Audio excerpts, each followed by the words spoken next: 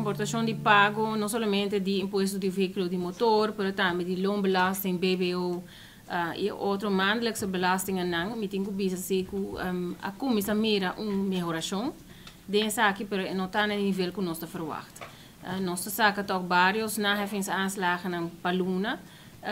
para negócio nang of contribuinte nang que não apaga na tempo of não hasi nang aangifte na tempo.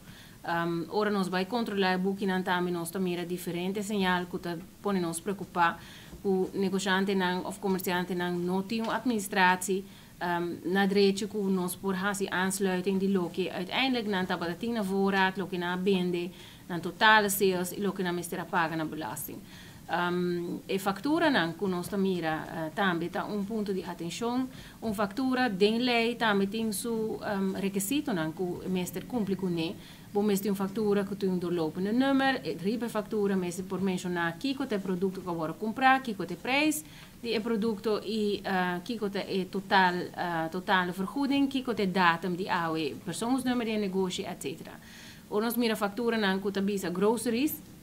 Mita compra blikje sausage, mita compra pang, mita compra blikje leite, mita compra pandushi. Want ormi va rekenen af toe kosten groceries. Eta doen nos toch die comprende ku administratie nota completamente na ordo, sobre ku bono por sata quanto pandushi ba habri dia kune, quanto pandushi ba bende e uiteindelijk na final di dia quanto pandushi ba resta.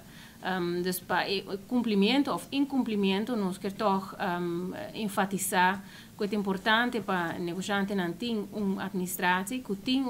administratie kantoor of administrateur que te ajuda não se etabira algo que tá hobby difícil para mes atender com ele, pero tem gente também busca gente que tá sério, que tá compreender matéria e sabe que tá obrigação de imposto para depois não ganhar alguma surpresa. Nós também também contribuinte não que bisa sim, pero mas confia mi administratie kantoor of mi adviseur para entregar aangifte não worden entregar uiteindelijk cobrança adicional ta sali para contribuinte e não para administratie kantoor. É a boa obrigação, é a boa responsabilidade como contribuinte para controlar também se lo que a confia bo administratie kantoor of bo adviseur coneta worden assim também.